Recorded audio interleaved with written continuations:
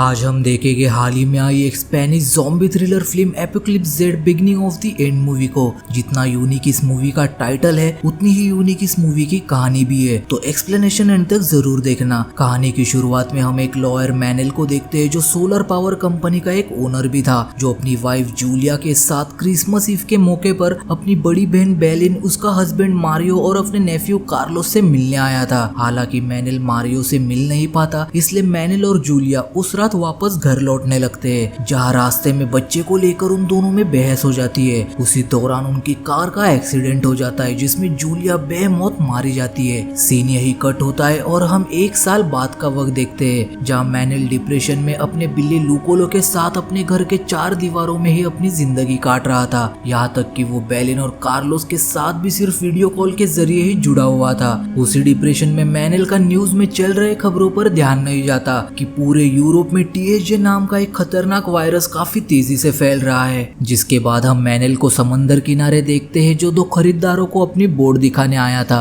लेकिन बोर्ड की रिसीप्ट ढूंढते वक्त उसे जूलिया का ब्रेसलेट मिलता है, जिसे देखकर उसे जूलिया की काफी याद आने लगती है। अपसेट होकर मैनेल वापस घर आता है, जहाँ बेलिन के साथ वीडियो कॉल पर बात करते वक्त उसे पता लगता है कि मारियो का ट्रांसफर कैनरी आइलैंड हुआ है। बेलिन मैनेल पर जोर डालती है कि वो भी उनके साथ कैनरी आइलैंड चले, क्योंकि वो जानती थी कि जूलिया की मौत के बाद वो बिल्कुल अकेला पड़ चुका है। हालांकि मैनेल जाना तो नहीं चाहता था, पर बाहर एक परिवार को देखकर वो कैनरी आइलैंड की तरफ रवाना हो जाता है, जहाँ रेडियो पर मैनेल न्यूज सुनता है कि THJ वायरस ने 24 घंटों से यूरोपियन अथॉरिटीज की नींद उड़ा रखी है और वायरस का ये वेरिएंट इतना खतरनाक है कि कोई सोच भी नहीं सकता। और ऐसा मानना है कि ये वायरस खून के जरिए एक इंसान से दूसरे इंसान में जा रहा है, जो पलक झपकते ही ज़ॉम्बी बन जाते हैं। एयरपोर्ट आकर मैनेल बेलिन के लिए वॉइस नोट छोड़ता है कि वो जल्दी कैनरी के लिए फ्लाइट ले रहा है। तभी वो देखता है कि एक के बाद एक सारी फ्लाइट्स कैंसिल हो गई है। तभी मैनेल को बेलिन का कॉल आता है, जो उसे बताती है कि जल्द से जल्द वापस घर जाओ, इस वायरस की वजह से सारे एयरपोर्ट्स बंद कर दिए गए हैं। मैनेल फौरन एयरपोर्ट से बाहर निकलता है और घर जाने लगता है, लेकिन आगे जाकर वो ट्रैफिक में फंस जाता है। वो देखता है कि लोग इस जगह से निकलने के लिए पागल हो रहे हैं, और वो ये भी जानता था कि अगर वो यही रुका रहा तो यही फंस जाएगा। इसलिए वो लुकोलो को लेकर पैदल ही घर की तरफ निकल पड़ता है। मैनेल को घर पहुंचते पहुंचते अब रात हो चुकी थी, जहां वो देखता है कि आर्मी ने उसके घर के आसपास वाला इलाका सील कर दिया है, क्योंकि मैनेल का पड़ोसी THJ वायरस से इन्फेक्ट हो चुका था। डरा हुआ मैनेल घर आकर सो जाता है और अगली सुबह मैनेल को बेलिन का कॉल आता है, जो उससे प्रॉमिस लेती है कि जब तक सब कुछ नॉर्मल ना हो जाए वो घर पर ही रहेगा, क्योंकि सरकार चाहती है कि अलग अलग सेफ जोन्स बनाकर लोगों को उनमें बांटा जाए। मैनेल देखता है कि इस वायरस ने हर जगह को अपने जपेट में ले रखा है। इंसान पूरी तरह जानवर बन चुका है, और इससे पहले कि पूरा शहर क्वारंटाइन हो जाए, मैनेल जरूरत में लगने वाली सारी चीजें लेने मार्ट आता है, लेकिन लोगों ने पूरा का पूरा मार्ट खाली कर दिया था। इसलिए वो पेट्रोल पंप आकर खाने पीने की चीजें ले लेता है। तभी एक ज़ॉम्बी एक ऑफिसर पर झपटता है और उसका गला नोच लेता है। इस नजारे को देखकर मैनेल बुरी तरह डर गया था, लेकिन जैसे ही वो उस ऑफिसर की मदद करने जाता है, वो ज़ॉम्बी मैनेल की तरफ बढ़ता है, जिसे इन्फेक्ट हुआ ऑफिसर मार देता है और मैनेल को जल्दी से घर जाने के लिए कहता है। घर आकर मैनेल अपने घर को हर तरफ से सील कर देता है और घर के बाहर एक कैमरा लगा देता है। वही आर्मी भी हर एक शख्स को अपने घर से उठाकर सेफ जोन ले जा रही थी। मैनेल कैमरा में देखता है कि आर्मी को पता चल चुका है कि कोई घर पर है, इसलिए वो लुकोलो के साथ टेबल के नीचे छिप जाता है। सीन यहाँ कट होता है और हम 2 हफ्ते बाद का सीन देखते हैं, जहाँ पूरे के पूरे इलाके को खाली कर दिया था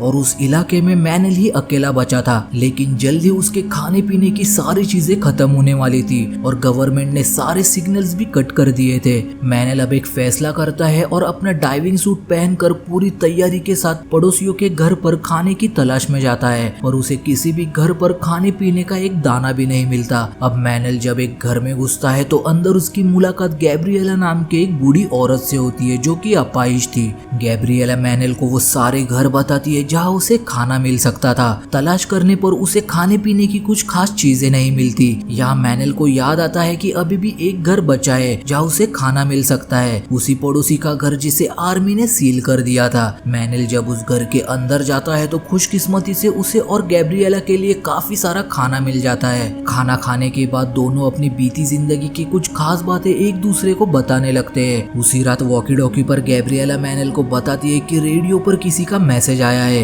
कि अगर कोई सर्वाइवर बचा है तो जल्द से जल्द ईस्टोरी पहुंचे, जहां से वो कैनरीज की तरफ रवाना हो गए। हालांकि गैब्रिएला मैनेल के साथ जाने से साफ मना कर देती है, क्योंकि वो जानती थी कि वो अगर मैनेल के साथ गई तो मैनेल की जान भी खतरे में पड़ सकती है। लेकिन मैनेल गैब्रिएला को ये कहकर मना लेता है कि वो उन्हें उसकी बोट में वहां तक ले जाएगा जो कि उसने और जूलिया ने मिलकर खरीदी थी, जिस पर गैब्रिएला मान जाती है। अगली सुबह जैसे ही मैनेल गैब्रिया को लेने उसके घर जाता है तो वो देखता है कि गैब्रिएला ने सुसाइड कर लिया है ताकि मैनेल पर खतरा ना आए। वापस लौटते वक्त मैनेल पर एक ज़ॉम्बी हमला कर देता है, जिसे मैनेल अपने स्पीयर गन से मार देता है। अब बिना वक्त गवाए मैनेल अपने लुकोलो के साथ निकल पड़ता है डॉक की तरफ, जहाँ उसकी बोट है। लेकिन रास्ते में वो देखता है कि आर्मी ने जहाँ सेफ जोन बनाया था वो पूरा का पूरा बर्बाद हो चुका है और आगे रास्ता भी बंद है। इसलिए वो डॉक तक जाने के लिए जंगल का रास्ता लेता है, पर उसे नहीं पता था कि वहाँ ज़ॉम्बीज का पूरा हुड उसके पीछे पड़ जाएगा, जिनसे बचते हुए वो आर्मी सेफ जोन में दाखिल होता है। पर उसकी बदकिस्मती की उस जगह भी ज़ॉम्बीज उसके पीछे पड़ जाते हैं और आगे जाकर उसकी बाइक भी खराब हो जाती है। और क्योंकि ज़ॉम्बीज भी काफी नजदीक आ रहे थे, इसलिए वो पैदल ही ज़ॉम्बीज से बचते बचाते हुए डॉक तक आता है। लेकिन वहाँ एक भी बोट नहीं थी। तभी उसे एक बोट दिखाई देती है जिसमें मौजूद मोटर बोट के जरिए समंदर के रास्ते वो ईस्टोरी की तरफ जाने लगता है। लेकिन बीच दरिया आकर उसकी मोटर बोट खराब हो जाती है। तभी वहाँ एक दूसरी बोट में कुछ यूरेक्रियन सर्वाइवर्स आकर मैनेल को रेस्क्यू करके अपने शिप पर ले लेते हैं। बोट पर उसकी विक्टर नाम के एक फायर फाइटिंग पायलट से दोस्ती हो जाती है, जो उसे बताता है कि कैनरीज क्वारंटाइन है और वो उसकी मदद चाहता है ताकि वो उन इलाकों तक पहुंच सके जहां उन्हें जरूरत की चीजें मिल सकती है। उस रात सोने से पहले मैनेल बाहर देखता है कि रेफ्यूजी का एक ग्रुप वहां आकर मदद मांग रहा है, पर अगली सुबह मैनेल के पूछने पर विक्टर उसे बताता है कि ऐसा कोई ग्रुप यहाँ आया ही नहीं था। कुछ देर बाद उसे समझ आता है कि कल रात जो रेफ्यूजी ग्रुप यहाँ आया था वो इस शिप पर ही है, जिसे इस शिप के कैप्टन ने इंजन रूम में बांध कर रखा है। मैनेल विक्टर से इस बारे में बात करने जाता है, पर विक्टर उसे शांत रहने के लिए कहता है। रात होती है और मैनेल ये फैसला करता है कि वो इस शिप पर अब बिल्कुल भी नहीं रहेगा, इसलिए वो तैयार होकर शिप से निकलने लगता है। लेकिन उससे पहले वो इंजन रूम आकर उस ग्रुप के 2 लोगों को छुड़ाता है जिन्हें कैप्टन ने बंदी बनाया था। उनमें से एक इतना डर चुका था कि उसकी चिल्लाने की आवाज कैप्टन का साथी सुन लेता है, जो नीचे आकर उस आदमी को मार देता है और मैनेल पर गन तान देता है। तभी पीछे से विक्टर आकर कैप्टन के साथी को मारकर मैनेल को बचा लेता है। अब मैनेल, विक्टर और उस ग्रुप का एक लड़का शिप से उतरकर मोटर बोट के जरिए वहां से भागने लगते हैं, पर कैप्टन के लोग उन्हें देख लेते हैं, जो उन पर गोलियां चलाने लगते हैं, जहाँ एक गोली विक्टर को लग जाती है। ये लोग असल में हेलीपोर्ट के हॉस्पिटल जा रहे थे, जहाँ विक्टर का इलाज भी हो सके और वहाँ मौजूद हेलीकॉप्टर से वो कैनरीज की तरफ भी बढ़ सके। सफर के दौरान विक्टर मैनेल को उन शिप में मौजूद लोगों की सच्चाई बताता है कि उस शिप का कैप्टन एक दरिंदा है जो लोगों को बचा तो लेता है, लेकिन जब वो उसकी बात मानने से इनकार कर देते हैं तो वो उसे मरवा देता है। मैनेल उससे कहता है कि एक बार बस ये सब कुछ ठीक हो जाए, उसके बाद तो उसे अपनी दरिंदगी का जवाब देना होगा। जिस पर विक्टर कहता है कि ये सब कभी ठीक ही नहीं होगा, क्योंकि ये अंत की शुरुआत है। अब ये लोग हेलीपोर्ट हॉस्पिटल पहुंच जाते हैं, जहाँ मैनेल देखता है कि जिस जगह हेलीकॉप्टर होना चाहिए था वहाँ तो हेलीकॉप्टर है ही नहीं। भी कहीं से एक ज़ॉम्बी उनकी कार पर चढ़ जाता है, जिसे मैनेल मार देता है, लेकिन गोलियों के आवाज से वहाँ और भी कई ज़ॉम्बीज आ चुके थे। मैनेल उन्हें भी मार तो देता है, पर इससे पहले कि और ज़ॉम्बीज आए, मैनेल विक्टर को हॉस्पिटल के अंदर ले आता है। जो ऑपरेशन थिएटर में मैनेल विक्टर के अंदर मौजूद गोली को निकालने की तैयारी करता है। उसी दौरान उसे ऊपर ऐसी वेंट से बच्चों की आवाजें आती है, जिस आवाज का पीछा करते हुए वो उन तक पहुंचने की कोशिश करता है। तभी कुछ ज़ॉम्बीज मैनेल के पीछे पड़ जाते हैं, जिसे लूसिया नाम की एक नर्स बचा लेती है। तभी वो देखता है कि उस जगह लूसिया के अलावा सेसिलिया नाम की एक नन और 3 छोटी बच्चियां भी है, जिनके माँ बाप ज़ॉम्बीज का शिकार बन गए। लूसिया विक्टर की गोली निकाल देती है और उसकी जान बचा लेती है। तभी मैनेल लूसिया को बताता है कि मेरी वाइफ ने इसी हॉस्पिटल में अपना दम तोड़ा था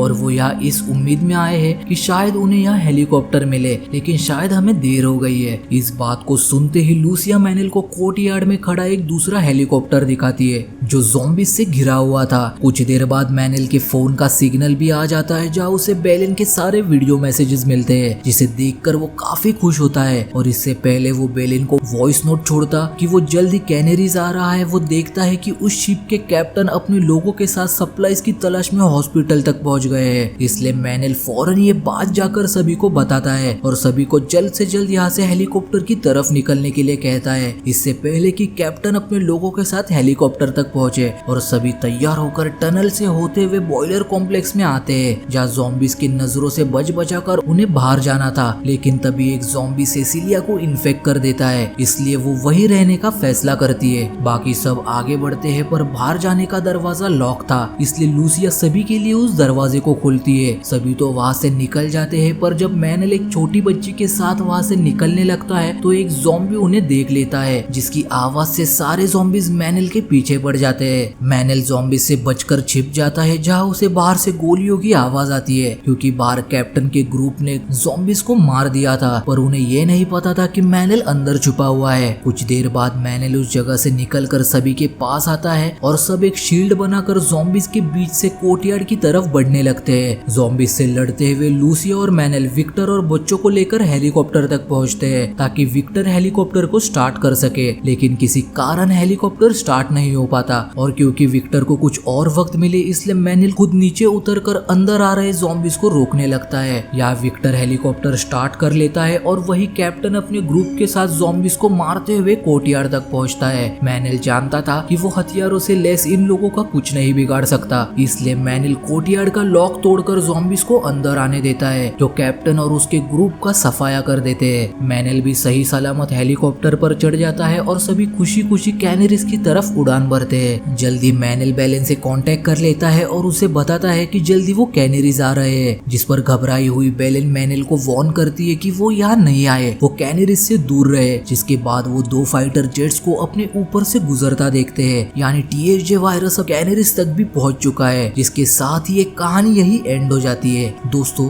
जैसे कि इस मूवी का टाइटल है अंत की शुरुआत, और क्योंकि अब ये वायरस कैनरीज तक भी पहुंच चुका है तो इस मूवी का सीक्वल जल्दी आने की उम्मीद है। और व्यूअर्स भी इस मूवी के सीक्वल का वेट करेंगे, क्योंकि आगे व्यूअर्स ये देखने के लिए एक्साइटेड रहेंगे कि मैनेल कैनरीज तक गया या नहीं, और अगर गया तो बेलेन से मिला या नहीं। क्या होता है वो इस मूवी के सीक्वल में ही पता चलेगा। तब तक के लिए एक्सप्लेनेशन पसंद आई हो तो वीडियो को लाइक और चैनल को सब्सक्राइब कर देना। Thanks for watching, bye.